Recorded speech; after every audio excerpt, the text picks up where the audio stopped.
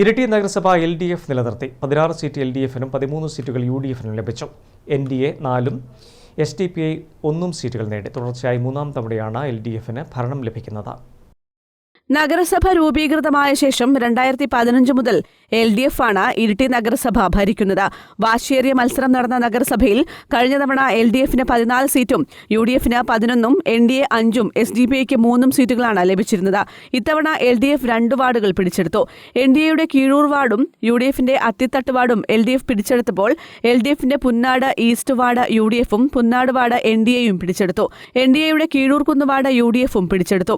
SDPIക്ക് കഴിഞ്ഞ തവണ നടുവനാട്, കൂരൻമുക്ക്, നരയമ്പാറ വാർഡുകൾ ലഭിച്ചിരുന്നുവെങ്കിലും ഇത്തവണ നരയമ്പാറ വാർഡ് മാത്രമാണ് ലഭിച്ചത്. CPIക്ക് ഇത്തവണയും നഗരസഭയിൽ അക്കൗണ്ട് തുറക്കാനായില്ല. ചാവശ്ശേരി ടൗൺ, ആവട്ടി വാർഡുകളിലാണ് CPI മത്സരിച്ചത്. ഇരിട്ടി MG കോളേജിലെ സെമിനാർ ഹാളിൽ വെച്ചാണ് ഇരിട്ടി നഗരസഭയിലെ വോട്ടെണ്ണൽ നടന്നത്. വിജയിച്ച സ്ഥാനാർത്ഥികളെ മാനയിച്ച് നഗരസഭയിലെ വാർഡുകളിൽ ആഹ്ലാദ പ്രകടനം നടത്തി.